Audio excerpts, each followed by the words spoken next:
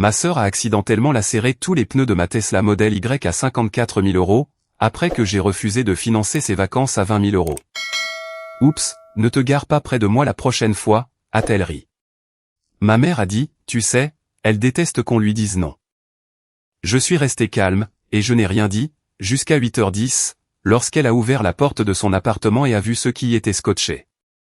Le parking était encore mouillé par les arroseurs automatiques, lorsque je m'y suis garé à 7h15, par un dimanche matin. Le seul bruit était celui du minuteur du système d'irrigation, qui s'éteignait près de la clôture. Mon fils Ezra dormait sur la banquette arrière, avec un livre de la bibliothèque ouvert sur la poitrine, la page cornée là où il avait perdu le fil, quelque part entre l'autoroute et la bretelle de sortie. Je suis resté assise là une seconde, les deux mains sur le volant, à regarder l'eau perler et glisser sur le capot de ma Tesla. J'avais acheté cette voiture 14 mois plus tôt. Une Model Y, 54 000 € après taxes et immatriculation, payée intégralement grâce à 3 ans d'économie disciplinée, et sans aucune aide de ma famille le jour où je l'ai sortie du concessionnaire. J'avais transféré une seule chose de mon ancienne Honda vers la console centrale, une boîte en laiton. Elle était assez petite pour tenir dans la paume d'une main, avec un couvercle cabossé, et une fiche cartonnée pliée à l'intérieur. Ma grand-mère, Pearl, avait écrit sur cette carte, l'été de mes 16 ans, quand j'ai commencé à mettre les courses en sac chez Wexford pour 7,25 € de l'heure, 22 heures par semaine. La carte disait, chaque euro que tu gagnes est un vote pour la personne que tu es. Mon premier bulletin de salaire était glissé dans la boîte avec la carte, toujours pliée en deux depuis le jour où je l'avais rangée.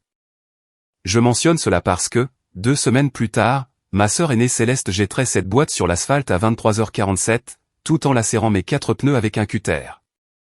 Et ma mère, Loretta, serait assise sur le siège passager de la voiture de Céleste, le plafonnier allumé, à regarder toute la scène. Mais ce dimanche matin-là, je ne savais encore rien de tout cela. Tout ce que je savais, c'était que les arroseurs s'étaient arrêtés. Ezra se réveillait, et nous avions un dîner de famille chez ma mère dans 6 heures, un dîner que j'appréhendais déjà. Je m'appelle Yara Beckett. J'ai 32 ans, et je travaille comme auditrice de conformité pour une société de distribution appelée Redline Logistique. Je passe mes journées à examiner des contrats de fournisseurs, à recouper les autorisations de paiement avec les bons de commande, et à documenter les failles des contrôles internes. Lorsqu'une facture de fournisseur ne correspond pas au terme du contrat, je la signale. Lorsqu'un paiement passe par un canal qu'il n'aurait pas dû emprunter, je remonte la piste à l'envers, jusqu'à ce que les chiffres expliquent l'histoire que les personnes impliquées essayaient de cacher. Je suis doué pour ça. Ma famille ne m'a jamais demandé une seule fois ce que je faisais réellement dans la vie. Céleste, la seule fois où elle en a parlé à Thanksgiving il y a 3 ans, a appelé ça du « babysitting de papier ». Céleste a 4 ans de plus que moi. Elle a toujours été plus bruyante, plus visible, plus exigeante, et on lui a toujours pardonné davantage. Quand nous étions petites, Loretta avait l'habitude de dire « Céleste a de grandes émotions, et j'en ai des discrètes », comme si le volume déterminait la valeur. Céleste a abandonné un programme d'hygiéniste dentaire à 23 ans, a occupé des postes dans la vente au détail qui n'ont jamais duré plus de 14 mois, et a vécu seule dans un appartement d'une chambre sur Sycamore Street, qu'elle ne pouvait pas se permettre de payer régulièrement. Ses cartes de crédit flirtaient constamment avec leur plafond. Elle portait tout cela avec l'assurance de quelqu'un qui croyait que l'univers lui devait une compensation. J'étais divorcé depuis 2 ans. Ezra et moi vivions dans un appartement de 2 chambres, au 3e étage d'un immeuble avec de bonnes serrures, et une place de parking numérotée. C'était petit, c'était propre, et chaque meuble à l'intérieur m'appartenait. La Tesla était sur le parking, entièrement payée, assurée et immatriculée. Chaque euro était tracé dans un tableur, que je mettais à jour le 1er et le 15 de chaque mois. Si vous regardez cette chaîne pour la première fois, bienvenue sur Susuro de Reddit. Si vous êtes déjà venu, vous savez déjà comment se terminent ces histoires. La personne silencieuse n'est jamais aussi silencieuse qu'elle le pense. Le dîner de famille a eu lieu ce dimanche-là, le 1er juin. La cuisine de Loretta était petite et chaleureuse, avec une fenêtre entrouverte au-dessus de l'évier, car le four rendait la pièce trop chaude. Céleste était déjà là quand Ezra et moi sommes arrivés, assise au comptoir avec un verre de vin rouge, et son téléphone posé face vers le haut à côté de son assiette. Loretta sortait un gratin du four à 2 mains, les coudes écartés, la vapeur s'élevant entre ses poignets. La table était mise pour 4. La première heure s'est déroulée sans incident. Ezra a mangé tranquillement, puis s'est éclipsée dans le salon pour lire. Céleste a parlé d'une collègue qu'elle n'aimait pas, d'un restaurant qu'elle voulait essayer, et de vacances qu'elle prévoyait à Tulum avec un ami du travail. Loretta hochait la tête à tout ce que disait Céleste, de la manière dont elle le faisait toujours, avec une légère inclinaison de la tête et un demi-sourire, qui communiquait une approbation inconditionnelle, quel que soit le contenu. Puis, environ 40 minutes après que les assiettes ont été débarrassées, Céleste a reposé son verre de vin avec un tintement délibéré, et s'est tournée vers moi. J'ai besoin de 20 000 € pour le voyage à Tulum. Les vols sont déjà réservés. Le complexe n'est pas remboursable, et j'ai besoin du reste d'ici le 15. Elle n'a pas posé de questions. Elle l'a affirmé, de la même manière que l'on énonce un fait sur la météo. J'ai reposé mon verre d'eau. Je ne te donnerai pas 20 000 €, Céleste. Loretta a arrêté d'essuyer le comptoir. L'éponge est restée pressée contre le granit. Tu viens d'acheter une voiture à 54 000 €. Les sourcils de Céleste se sont levés. Tu as l'argent. J'ai économisé pendant 3 ans pour acheter cette voiture. Ce n'est pas la même chose que d'avoir 20 000 € à te donner comme ça. Tu fais toujours ça.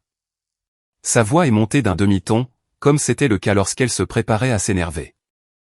Tu restes assise là, avec ton petit boulot d'audit et ton petit appartement, et tu agis comme si aider ta propre sœur était en dessous de toi.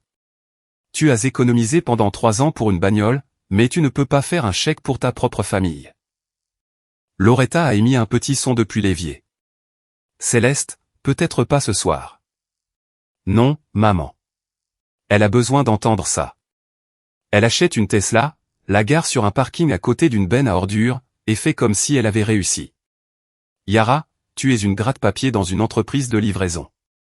Tu n'es pas riche. Tu es juste radine.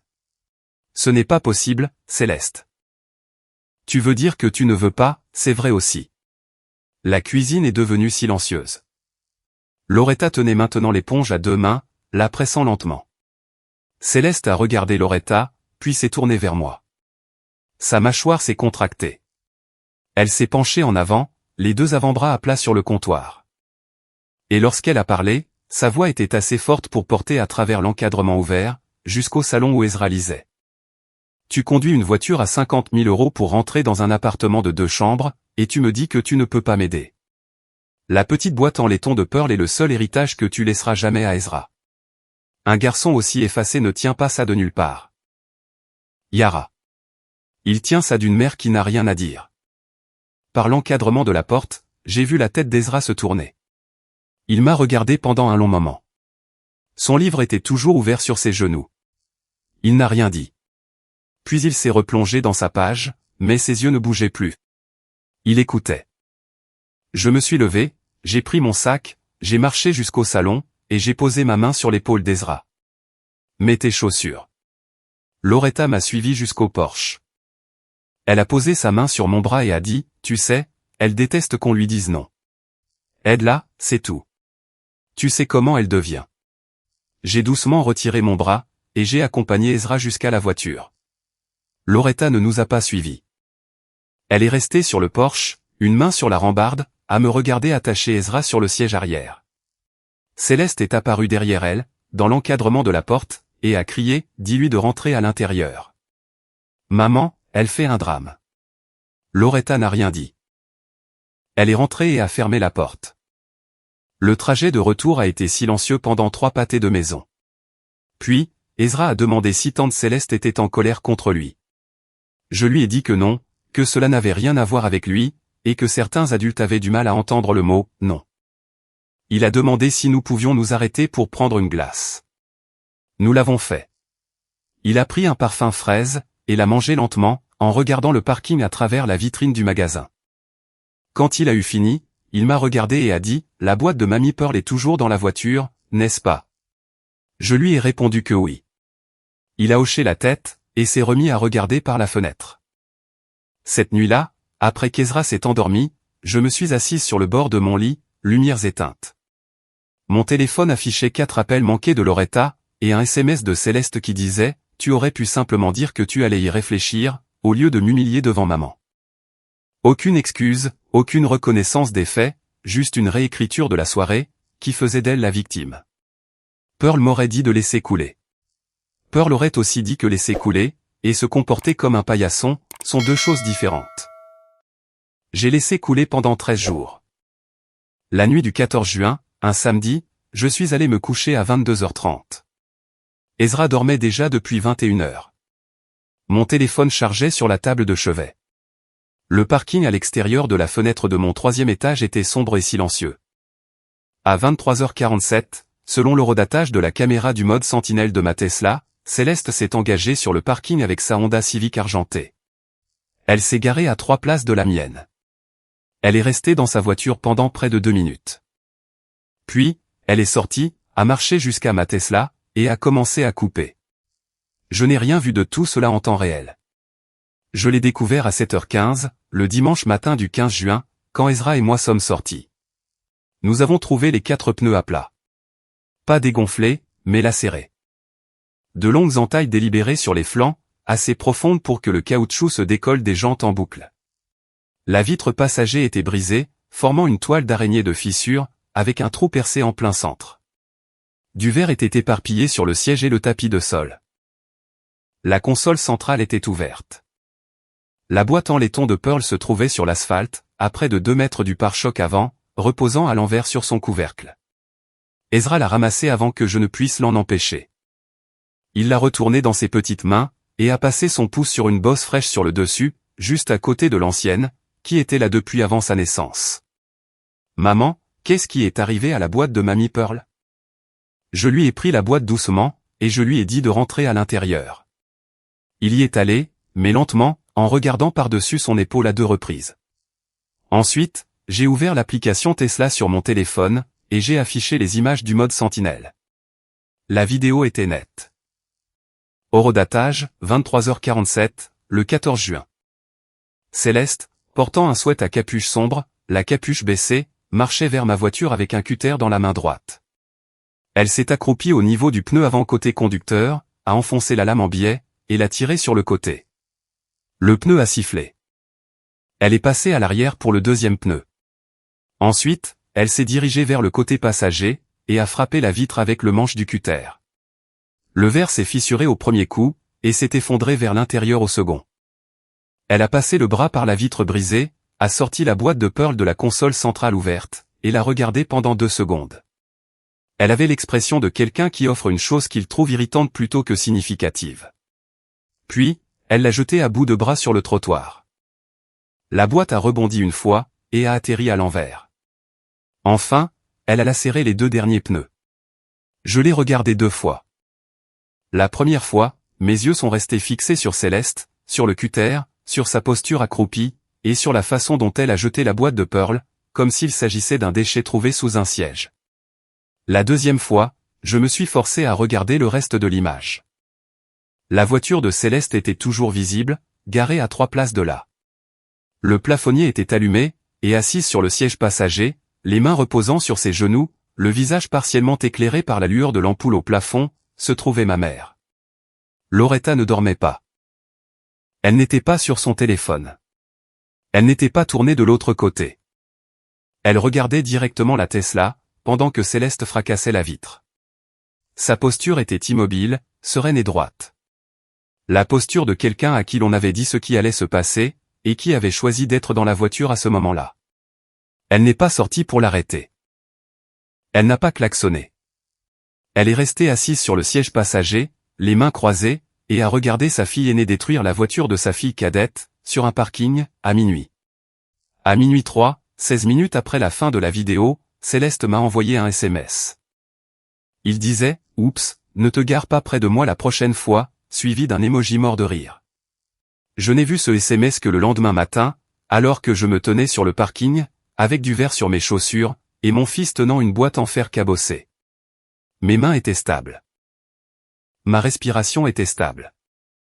La part de moi qui voulait hurler était déjà gérée par cette autre part de moi, celle qui examine des anomalies pour gagner sa vie. Au travail, quand la version d'un fournisseur ne correspond pas à ses factures, je ne l'appelle pas pour lui crier dessus. Je sors les dossiers, j'organise la chronologie, et je remets le dossier aux personnes dont c'est le travail d'agir. Ici, ce n'était pas différent. J'ai failli supprimer la vidéo. Mon pouce a plané au-dessus de l'icône d'archivage pendant 3 longues secondes. Puis, j'ai regardé la boîte métallique dans mon autre main, j'ai vu la deuxième bosse attraper la lumière du matin, et j'ai repensé à la carte de Pearl à l'intérieur. Chaque euro que tu gagnes est un vote pour la personne que tu es. J'ai sauvegardé les images à 3 endroits différents, mon téléphone, mon ordinateur portable, et une sauvegarde sur le cloud avec un journal d'horodatage. Ensuite, j'ai appelé le numéro non urgent de la police. L'agent Tat est arrivé à 9h40. Il a fait le tour de la Tesla, s'est accroupi pour examiner les entailles sur les pneus, a photographié la vitre passager brisée, et a documenté le verre répandu à l'intérieur. Ensuite, il a regardé les images du mode Sentinelle sur mon téléphone. Il m'a demandé de lui en envoyer une copie par email. Il a rédigé le rapport, méfaits criminels, dommages matériels. Il a documenté l'estimation des dégâts, et a déclaré que le bureau du procureur déterminerait le niveau d'inculpation final en fonction du total. 4 pneus de remplacement, vitres passager brisées avec nettoyage du verre, inspection des roues, remorquage jusqu'au centre de service, et location d'un véhicule pour 6 jours. Estimation préliminaire des dégâts, 6 200 €. Le numéro de dossier m'a été attribué sur place. L'agent Tat m'a regardé. Connaissez-vous la femme avec le cutter? Ma sœur, Céleste Beckett. Elle vit sur Sycamore, appartement 204. Il l'a noté. Et la femme assise sur le siège passager de l'autre véhicule, c'est ma mère. Tat a fait une pause, son stylo sur le carnet. Votre mère était présente lors de l'incident. Elle était dans la voiture tout le temps. Le plafonnier était allumé. Elle n'est pas intervenue. Il l'a noté, sans autre commentaire.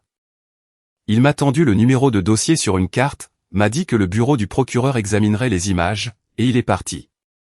Après le départ de Tat, je me suis assise sur les marches à l'extérieur de mon immeuble, avec le rapport de police dans une main, et mon téléphone dans l'autre. Loretta m'avait envoyé un SMS ce matin-là à 7h02, soit 15 minutes avant que je ne découvre les pneus. Son message disait, tu sais, elle déteste qu'on lui dise non. Aide-la simplement, Yara. Elle l'avait envoyé avant même que je ne sache ce qui s'était passé. Elle savait. Elle était là. Et son premier instinct le lendemain matin n'avait pas été de m'avertir ou de s'excuser, mais de me dire à nouveau de donner à Céleste ce qu'elle voulait. J'ai failli appeler Loretta pour m'expliquer avec elle. Mon pouce était sur son nom dans mes contacts. C'est alors qu'Ezra est sorti, et s'est assis à côté de moi sur les marches. Il tenait de nouveau la boîte en laiton de Pearl à 2 mains, la tournant avec précaution, étudiant la bosse. Maman, pourquoi quelqu'un a coupé les pneus de la voiture?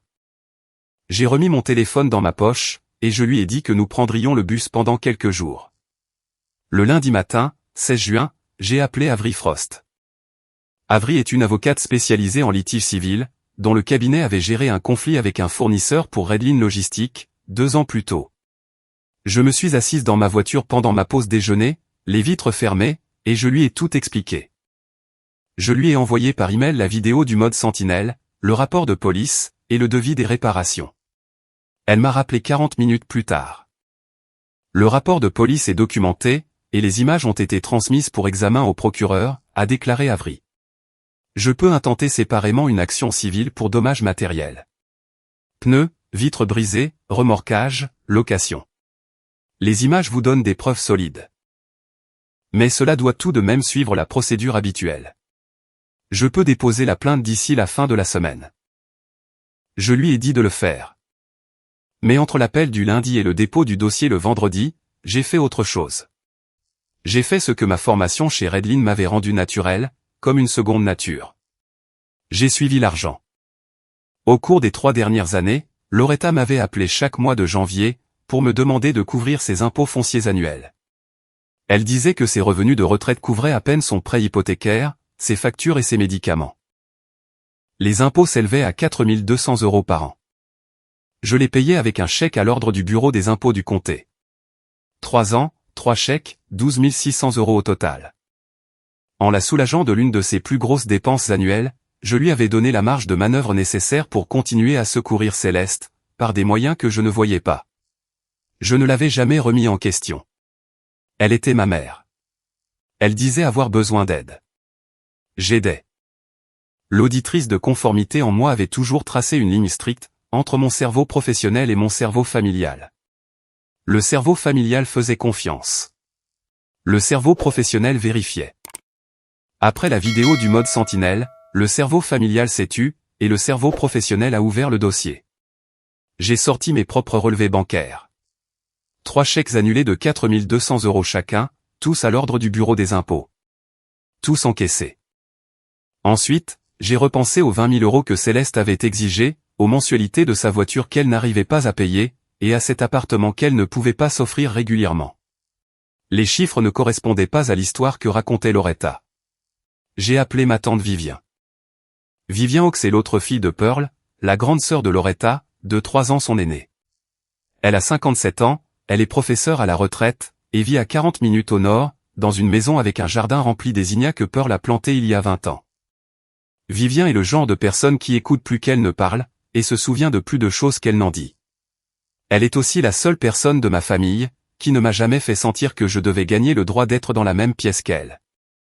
Lorsque mon mariage a volé en éclats il y a 2 ans, Vivien a conduit 3 heures aller-retour pendant 2 semaines entières, pour aller chercher Ezra à l'école, afin que je puisse faire des heures supplémentaires sans perdre ma garde partagée. Elle était dans ma cuisine à 6 heures du matin pour préparer son déjeuner. Et un matin, elle s'est tournée vers moi, un thermos à la main, et a dit, « Je serai là tous les matins, jusqu'à ce que tu n'aies plus besoin de moi. Et après ça, je viendrai quand même le vendredi. » Elle est venue le vendredi pendant 4 mois. J'ai appelé Vivien le mardi soir, 17 juin. « Tante Vive, je dois te demander quelque chose à propos des finances de maman. » Un silence. Puis, alors, demande. « Sais-tu quelque chose à propos d'un prêt personnel que maman a contracté il y a environ 6 mois? » Le silence s'est prolongé. « Comment as-tu découvert ça? » Je n'ai rien découvert. Je demande parce que les chiffres ne collent pas, Vivien m'a tout raconté. 6 mois plus tôt, Loretta avait demandé à Vivien de se porter garante pour un prêt personnel de 15 000 €, via leur coopérative de crédit. Loretta avait dit que c'était pour des réparations dans la maison, un nouveau toit, une plomberie remise à neuf, des choses dont la maison avait besoin. Vivien s'était porté garante. Les mensualités étaient de 340 €. 3 semaines avant mon appel, la coopérative de crédit avait contacté Vivien, car Loretta avait manqué son 3e paiement consécutif. En tant que co-signataire, Vivien était désormais potentiellement responsable de l'intégralité du solde restant. Vivien avait confronté Loretta, et Loretta avait admis que l'argent n'avait jamais été destiné à des réparations. Elle avait donné la totalité des 15 000 € à Céleste, sur une période de 4 mois. 3 mois de retard de loyer, une mensualité de voiture en retard de 60 jours. 2 cartes de crédit au plafond, qui étaient sur le point d'être envoyées au recouvrement. L'intégralité des 15 000 €. J'ai demandé, chaque centime. Et Céleste n'a pas remboursé un seul euro. Je me suis assise à la table de ma cuisine, le téléphone pressé contre l'oreille.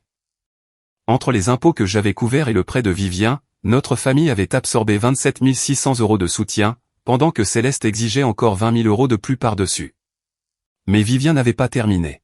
« Yara, il y a autre chose que tu dois savoir, et j'aurais dû te le dire il y a des mois. Mais je n'avais pas de preuves avant maintenant, et je ne voulais pas causer de peine sans être sûr. » Elle m'a dit qu'il y a 8 mois, Céleste avait commencé à raconter une histoire à la famille élargie. Selon Céleste, Pearl avait mis de côté 30 000 €, dans un compte d'épargne réservé à la famille. Et après la mort de Pearl, Yara aurait discrètement transféré la totalité du montant sur son propre compte personnel, avant que quiconque ne puisse s'y opposer. Céleste a raconté cette histoire à l'oncle Ross lors d'un barbecue. Elle l'a racontée à ma cousine Jade devant un café. Elle l'a raconté à mon cousin Owen dans un échange de SMS. Elle l'a raconté avec suffisamment de détails, et suffisamment d'émotion, pour qu'ils la croient. C'est pour ça qu'ils ont arrêté de t'appeler, a dit Vivien doucement. Ross ne t'a pas invité pour le 4 juillet. Jade a arrêté de répondre à tes SMS. Owen t'a supprimé de ses réseaux sociaux. Il pense que tu as volé Pearl. Ma poitrine s'est serrée.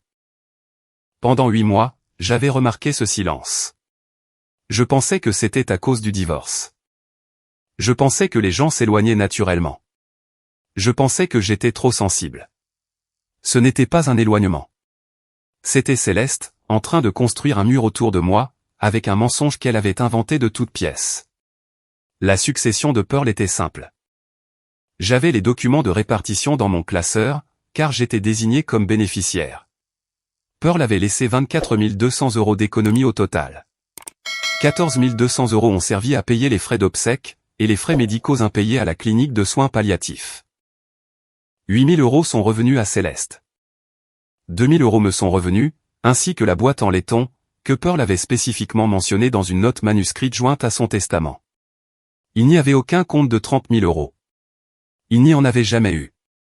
Céleste avait reçu 4 fois ce que j'avais reçu.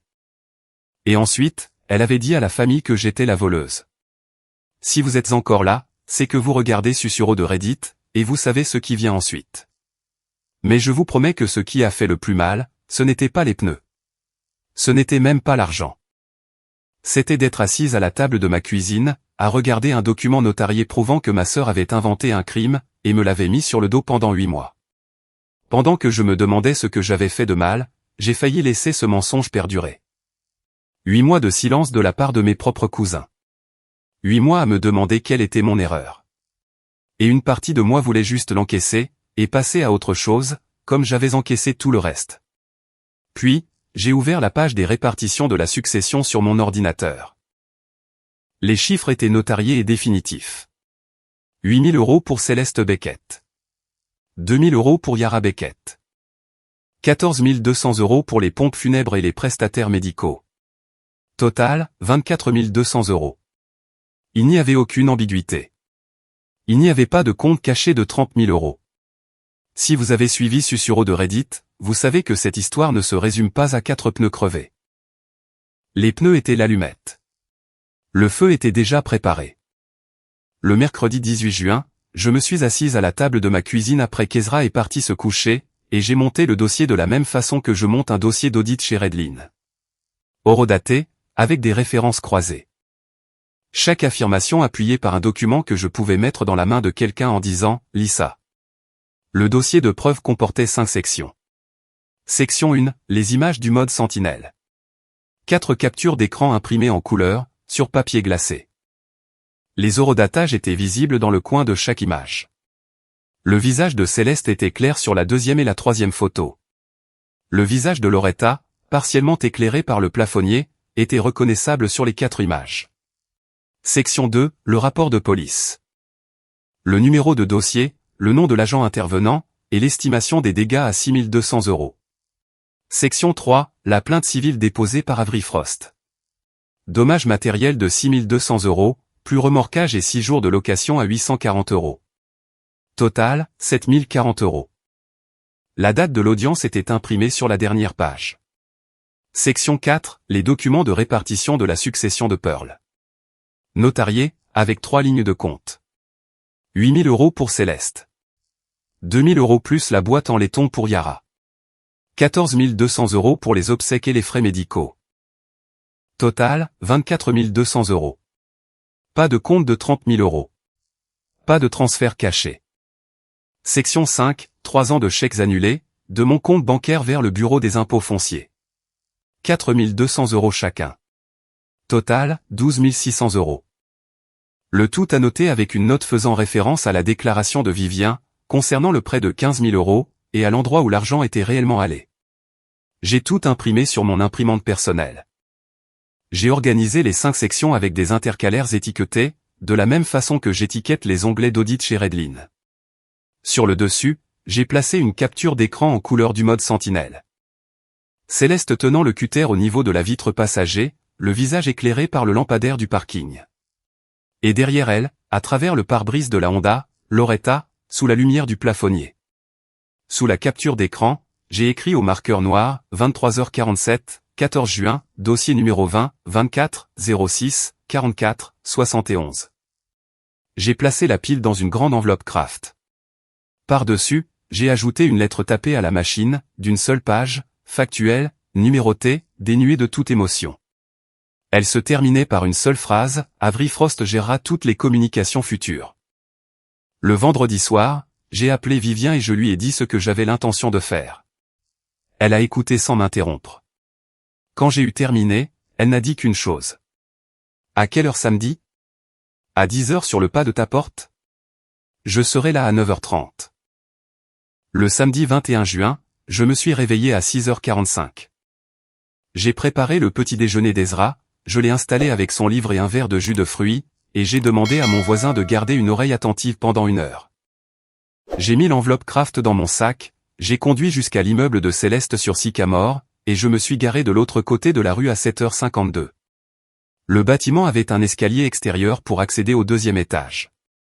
J'ai monté les marches, j'ai marché jusqu'à la porte de Céleste, et j'ai scotché l'enveloppe en travers de la porte, à hauteur des yeux, avec du gros ruban adhésif sur les 4 coins. L'enveloppe était assez épaisse pour se bomber légèrement contre le bois. La capture d'écran du mode Sentinelle était visible par l'ouverture supérieure non scellée. Le propre visage de Céleste regardait fixement quiconque posait les yeux dessus. On ne pouvait pas ouvrir la porte sans la toucher. Je suis retourné à ma voiture, et je suis rentré chez moi. À 8h10, Céleste a ouvert la porte de son appartement. Je le sais parce qu'à 8h11, mon téléphone a vibré avec une capture d'écran qu'elle avait prise de la photographie, celle qui était scotchée à l'extérieur de l'enveloppe. Elle l'avait à moitié arrachée de la porte. À la 2e page, elle ne prenait plus de capture d'écran. Elle appelait. Mon téléphone a sonné à 8h12. Je n'ai pas répondu. Elle a rappelé à 8h14. À 8h16, à 8h19, à 8h23. À 8h25, j'ai envoyé un seul SMS, lis tout ce qu'il y a dans l'enveloppe, ensuite nous pourrons parler. Samedi 28, sur les marches de chez moi, à 10h. Elle n'a pas répondu. La semaine qui a suivi a été la plus silencieuse de ma vie. Aucun appel de Céleste, aucun appel de Loretta, aucun SMS, aucun message vocal, aucun email. Le silence n'était pas de ceux qui sont confortables. C'était le genre de silence qui se produit au travail, lorsqu'un fournisseur réalise que l'auditeur a déjà sorti les dossiers, et qu'il n'y a plus rien à justifier. Le samedi matin 28 juin, je me suis assise sur les marches devant chez moi à 9h45. Vivien était arrivé à 9h30, avec 2 gobelets de café en carton provenant de la station-service de la route 11. Elle m'en a tendu un, s'est assise à côté de moi, et n'a rien dit. Nous avons bu notre café, et nous avons regardé le parking. À 10h07, la Honda argentée de Céleste s'est engagée sur le parking. Loretta était sur le siège passager. Elles se sont garées près de l'entrée, et ont marché ensemble vers le bâtiment. Céleste tenait l'enveloppe Kraft dans sa main gauche. L'enveloppe était pliée et froissée, avec le ruban adhésif qui pendait encore d'un coin. Quand elle a vu Vivien assise à côté de moi sur les marches, elle s'est arrêtée de marcher. Qu'est-ce qu'elle fait là? Vivien s'est porté garante du prêt, ai-je répondu. Elle a le droit de participer à cette conversation. Céleste a regardé Loretta. Loretta a regardé le béton. Elles se sont approchées. Céleste s'est tenue au bas des marches. Loretta est restée 2 marches derrière elle, les bras croisés fermement. Céleste a brandi l'enveloppe d'une main, comme si c'était quelque chose qu'elle voulait rendre. Ces images pourraient montrer n'importe qui avec un sweat à capuche. Tu ne peux pas prouver que c'est moi. Ton visage est visible pendant 11 secondes, entre le 2e et le 3e pneu. L'agent t'a confirmé l'identification sur place. Très bien. Je paierai pour les pneus. Chaque centime. Retire la plainte et les poursuites, et on en reste là. Le rapport est entre les mains du bureau du procureur. Il ne m'appartient pas de le retirer. La mâchoire de Céleste s'est contractée. Elle a basculé son poids d'un pied sur l'autre. Alors, qu'est-ce que tu veux? De l'argent? Des excuses? Tu veux que je me mette à genoux sur les marches de ton appartement? Je ne veux rien de toi, Céleste. C'est la partie que tu n'as jamais comprise. C'est de la folie, maman. Dis-lui que c'est de la folie. Loretta n'a pas bougé. Elle fixait une fissure dans le trottoir, comme si elle y lisait des instructions. Maman. La voix de Loretta est sortie, toute faible. Écoute simplement ce qu'elle a à dire, Céleste. Céleste a laissé échapper un souffle, à mi-chemin entre un rire et l'incrédulité. Elle s'est tournée vers moi, et a secoué la tête lentement. Vivien a pris la parole. Sa voix était grave, posée, et directement adressée à Céleste. Je me suis porté garante du prêt de ta mère. 15 000 €. La coopérative de crédit m'a appelé il y a 3 semaines, car elle a manqué le 3e paiement. Je sais où est allé l'argent. Je suis au courant pour les retards de loyer, la mensualité de la voiture, et les cartes de crédit. Céleste l'a coupé rapidement. Ça, c'est entre moi et maman. Ça n'a rien à voir avec toi. Ça a tout à voir avec moi. Mon nom figure sur ce prêt. Et je sais aussi que tu as passé les 8 derniers mois à raconter à Ross, Jade et Owen, que Yara avait volé 30 000 € des économies de Pearl. J'ai les documents de la succession. Céleste? Pearl a laissé 24 200 € au total. Tu en as reçu 8 000. Yara en a reçu 2 000. Le reste est allé aux pompes funèbres et à la clinique. Il n'y a pas eu de 30 000 €. Il n'y en a jamais eu. Tu as tout inventé. Et 3 personnes dans cette famille ont arrêté de parler à ta sœur. À cause d'un mensonge que tu as raconté lors d'un barbecue. Les mains de Loretta se sont posées sur ses cuisses, pressées à plat contre son pantalon, les doigts grands écartés. Elle n'a pas levé les yeux. Elle n'a pas dit un mot. Céleste a fait un pas en arrière. Cet argent était censé être plus important. Pearl m'avait promis plus. Elle me l'a dit elle-même. La voix de Vivien n'a pas changé. Le testament de Pearl est notarié. La répartition est déposée au tribunal. Il n'y a pas de promis plus. Il n'y a que ce qu'elle a laissé, et ce que tu as pris. Je me suis levé des marches. Tu as détruit ma voiture le 14 juin, à 23h47. 4 pneus lacérés face caméra, ton visage bien visible avec un cutter. Tu as fracassé ma vitre passager, et jeté la boîte de Pearl par terre. Ensuite, tu m'as envoyé un SMS disant « Oups » avec un emoji qui pleure de rire. Tu as dit à 3 membres de notre famille que j'avais volé 30 000 € sur une succession qui totalisait 24 200 €. C'est de la diffamation. Tu as pris 15 000 € d'un prêt que notre mère ne peut pas se permettre de rembourser. Un prêt dont ma tante est désormais responsable. Tu m'as laissé payer 12 600 € d'impôts fonciers sur 3 ans. Pendant que maman détournait de l'argent vers tes cartes de crédit. Et tu es entré dans la cuisine de maman, pour exiger de moi 20 000 € supplémentaires, tout en traitant mon fils de silencieux, comme si c'était quelque chose de cassé. Loretta a finalement parlé, d'une voix faible et brisée. Yara, je ne savais pas qu'elle allait casser quoi que ce soit. Je pensais qu'elle allait juste te parler. Tu étais dans la voiture à minuit, maman. Tu l'as regardé lacérer 4 pneus, fracasser une vitre, et jeter la boîte de Pearl par terre, et tu n'as pas dit un seul mot. J'ai regardé Loretta droit dans les yeux. Tu es restée assise dans cette voiture à 23h47, et tu l'as regardé faire. Tu m'as envoyé un SMS le lendemain matin, pour me dire de l'aider. Tu as emprunté 15 000 € sur le nom de Vivien, et tu as donné chaque euro à Céleste. Tu m'as dit que tu avais besoin d'aide pour tes impôts. Alors que les paiements de ton prêt allaient vers ces cartes de crédit. Les chèques pour les impôts fonciers s'arrêtent aujourd'hui. Les appels téléphoniques pour demander de l'argent s'arrêtent aujourd'hui. N'appelez plus jamais ce numéro pour obtenir de l'aide financière. Avery Frost s'occupera de tout à partir d'ici. Le visage de Céleste avait pâli pendant la première moitié de mon discours. Au moment où j'ai terminé, sa respiration avait changé. De petites inspirations courtes et saccadées par le nez, le genre de respiration qui survient lorsque le corps essaie de suivre ce que le cerveau est en train d'assimiler. Sa main droite tenait toujours l'enveloppe, mais ses doigts s'étaient relâchés, et un coin du papier craft effleurait le béton. Elle a regardé Loretta, cherchant de l'aide. Loretta fixait Vivien, les 2 mains toujours pressées contre ses propres jambes, les lèvres serrées l'une contre l'autre, si fort qu'elles en avaient perdu leur couleur.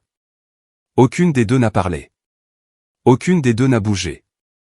Tu as dit que la boîte en laiton de Pearl était le seul héritage que je laisserai jamais à Ezra. Ma voix était plate. Cette boîte contient mon premier bulletin de salaire, et l'écriture de Pearl à l'intérieur. Tu l'as jetée sur l'asphalte à 23h47, et tu es parti. Ezra l'a ramassée le lendemain matin. Et a demandé ce qui était arrivé à cause de la nouvelle bosse. Il a 8 ans. Il l'a tenue comme si c'était quelque chose de vivant. C'est ça, l'héritage que tu lui as laissé, Céleste. Et tu as envoyé un texto disant « Oups » à ce sujet. Céleste a ouvert la bouche, l'a refermée, puis l'a rouverte. Ensuite, elle a attrapé son téléphone. Je vais t'envoyer le coût total des réparations par Venmo, tout de suite. Chaque euro. Je l'enverrai avant même de quitter ce parking. Arrête ça, c'est tout. Elle a tendu le téléphone, l'écran tourné vers moi, le montant déjà tapé dans l'application. J'ai plongé la main dans mon sac, et j'en ai sorti une feuille de papier, la dernière page de la plainte civile d'Avery Frost, celle avec la date d'audience imprimée en gras en haut de la page. Je l'ai posée sur la marche, entre le téléphone de Céleste et mon gobelet de café. La boîte de Pearl est toujours dans ma voiture. La caméra t'a filmé en train de la jeter. Le 14 juin, à 23h47. Le téléphone de Céleste a glissé de sa main droite, et a heurté le bord de la marche en béton. L'écran s'est fissuré dans un coin. Elle s'est assise sur la marche du bas sans l'avoir décidé, de la manière dont une personne s'assoit lorsque ses genoux prennent la décision à sa place. Ses épaules se sont voûtées en avant. Sa respiration est devenue superficielle et rapide. Elle a pressé ses deux paumes contre son front, et les a gardées ainsi. Elle a regardé Loretta. Loretta avait fermé les yeux, le menton rentré, comme si elle essayait de se faire la plus petite possible sur le trottoir. Yara. La voix de Céleste était descendue à un niveau que je ne lui avais jamais entendu auparavant. Calme, dépouillé. Nous sommes sœurs. Nous le sommes. C'est ce qui rend la chose encore pire. S'il te plaît, je dirai la vérité à Ross. Je réparerai tout. S'il te plaît, arrête ça. La vérité a déjà éclaté, Céleste. Vivien a les dossiers. Avery a la plainte. L'agent Tate a les vidéos. Il n'y a plus rien que je puisse arrêter. La voisine, 2 portes plus loin, a fermé son tuyau d'arrosage. Le silence soudain a donné l'impression que le parking était immense. Céleste s'est levée lentement. Elle a ramassé son téléphone fissuré sur la marche. Elle a regardé Loretta, qui n'avait toujours pas ouvert les yeux. Puis, elle s'est retournée, et a marché jusqu'à sa voiture, sans dire un mot de plus. Loretta a suivi à une dizaine de pas derrière, les bras toujours croisés, la tête baissée. Elles sont montées à bord. La voiture a démarré. Elles ont quitté le parking, et la place où se trouvait la Honda est devenue vide, et les restée. Vivien a ramassé les 2 gobelets de café, et m'a regardé. Pearl aurait été fière de toi, aujourd'hui. J'ai hoché la tête. Mes mains tremblaient pour la première fois de toute la matinée, mais seulement après leur départ. Le lendemain matin, dimanche 29 juin, Vivien a organisé un brunch chez elle. Elle a invité l'oncle Ross, la cousine Jade et le cousin Owen. Céleste et Loretta n'étaient pas invités. Vivien n'a pas fait de discours. Elle a posé les documents de répartition de la succession à plat sur la table, entre la carafe de café et la salade de fruits. Elle a ouvert sa tablette, a tourné l'écran pour que tout le monde puisse le voir, et a lancé la vidéo du mode sentinelle du début à la fin. Les horodatages étaient visibles. Le visage de Céleste était incomparable, sous la lumière du lampadaire du parking. Loretta était partiellement visible sous le plafonnier, sur le siège passager. Personne n'a demandé de qui il s'agissait. L'oncle Ross a posé sa fourchette lentement, et a repoussé son assiette d'une quinzaine de centimètres. Il ne l'a pas reprise. Jade a pressé une main sur sa bouche, et m'a dévisagé à travers la table avec les yeux humides.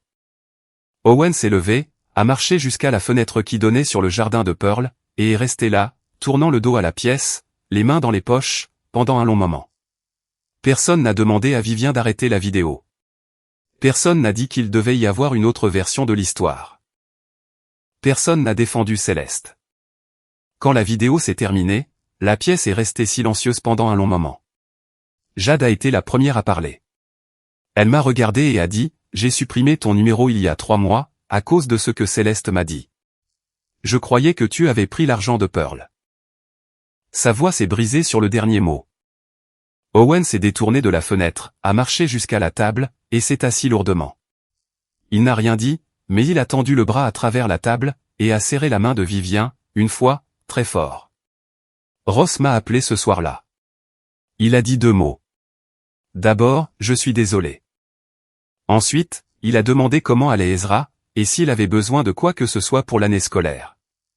Je lui ai dit que l'exposition d'Ezra avait lieu en septembre, et qu'il travaillait sur un projet concernant les modèles météorologiques. Ross a dit qu'il serait au premier rang avec son appareil photo. Il était sincère. Je pouvais l'entendre à la façon dont sa voix s'assurait, la façon dont une personne parle, lorsqu'elle essaie de rattraper le temps perdu. Au fil des semaines suivantes, les conséquences sont arrivées par vagues. Avery a déposé la plainte civile pour les frais documentés de réparation, de remorquage, de location et les coûts annexes. Céleste a été officiellement assignée à comparaître, et a obtenu un délai pour répondre. Lorsqu'elle n'a pas répondu à la plainte dans les délais impartis, Avery a entamé les étapes d'exécution suivantes. Rien ne s'est fait du jour au lendemain, mais la dette avançait désormais à travers un processus administratif, dont Céleste ne pouvait plus se sortir par la parole. Elle devrait également engager un avocat pénaliste, pour gérer l'examen par le procureur de la vidéo de vandalisme, ce qui impliquait des frais de justice qu'elle n'avait pas les moyens de payer. Loretta a reçu son avis d'imposition foncière suivant, au début du mois de juillet. Pour la première fois en 3 ans, aucun chèque de ma part n'est arrivé pour le couvrir. Elle a appelé Vivien. Vivien lui a dit que la coopérative de crédit attendait le prochain paiement du prêt le 12, et qu'elle avait engagé un avocat, pour explorer les options de recouvrement si un 4e paiement était manqué. Vivien n'a pas haussé la voix. Elle n'a pas proposé son aide. Elle avait déjà suffisamment aidé, et cette aide avait été remboursée par des mensonges et du silence. Un mardi soir à la mi-juillet, Céleste s'est rendue en voiture chez Loretta. Vivien l'a appris par le voisin d'à côté, qui l'a mentionné plus tard dans la semaine, lorsque Vivien lui a apporté des tomates du jardin de Pearl. Le voisin a raconté que Céleste s'était garée dans l'allée vers 19h30. Elle est restée assise, le moteur au ralenti et les vitres fermées, à regarder la façade de la maison. La lumière du porche était éteinte. La porte d'entrée était fermée. Les stores étaient baissés. La voiture de Loretta était dans le garage, mais la maison était plongée dans une obscurité qui n'invitait pas à l'approche. Céleste a coupé le moteur. Puis, elle l'a redémarré. Elle a fait ça 2 fois. Au bout de 11 minutes, elle a fait marche arrière, et est partie. Elle n'est pas revenue la semaine suivante, ni celle d'après. Lorsque Vivien m'a raconté cela, j'ai ressenti quelque chose que je n'attendais pas. Ni de la satisfaction, ni de la colère. Juste une lourdeur dans la poitrine, comme regarder une porte se refermer sur une pièce où l'on avait l'habitude de prendre le petit déjeuner. La place de parking à côté de l'appartement de Céleste, celle où ma Tesla avait l'habitude de stationner quand je venais dîner ou apporter des courses, était vide depuis le mois de juin. Elle allait le rester. Plusieurs semaines plus tard, un jeudi soir à la fin du mois de juillet, je me suis assise sur les marches devant mon immeuble. La lumière d'été s'adoucissait à travers les arbres. Ezra était à côté de moi, mangeant un esquimau qui fondait plus vite qu'il ne pouvait le lécher. Un livre de la bibliothèque était en équilibre sur son genou. Il lisait l'histoire d'un enfant qui construit un radeau. La boîte en laiton était entre nous sur la marche, le couvercle ouvert, la fiche cartonnée de Pearl visible dans la lumière chaude. Les 2 bosses sur le couvercle accrochaient la lueur différemment. L'ancienne était peu profonde et lisse. La nouvelle était plus nette, traversée par une minuscule rayure. En dessous de nous, sur le parking, la Tesla était garée à sa place numérotée, sur 4 pneus neufs, et avec une nouvelle vitre passager. Mon téléphone a vibré à l'intérieur de la boîte en laiton. Je l'ai pris. Vivien avait envoyé une photo. Le jardin de zinnia de Pearl en pleine floraison. Des rouges, des oranges et des jaunes se bousculant dans les plates-bandes surélevées, qu'elle avait construites avec des traverses de chemin de fer, et à main nue, il y a 20 ans. L'été où elle avait décidé que son jardin serait plus bruyant que n'importe quelle dispute dans la maison. J'ai reposé le téléphone dans la boîte en fer, et j'ai fermé le couvercle. « À quel chapitre en es-tu » ai-je demandé à Ezra. « Au 7, a-t-il répondu. « Le radeau est presque terminé. »« Bien, c'est la meilleure partie. » Les arroseurs automatiques se sont mis en marche de l'autre côté du parking. L'eau a frappé l'asphalte avec un rythme qui ressemblait à ce que Pearl aurait pu tapoter sur le comptoir de la cuisine, pendant qu'elle attendait que ses biscuits gonflent. Ezra a appuyé son épaule contre la mienne. L'esquimau a coulé sur sa chaussure, et aucun de nous n'a bougé. La boîte en métal reposait entre nous, avec les 2 bosses tournées vers le haut. L'écriture de Pearl était à l'intérieur. Chaque euro que tu gagnes est un vote pour la personne que tu es. J'avais déposé mon vote. Et j'en avais fini de payer pour les choix de quelqu'un d'autre.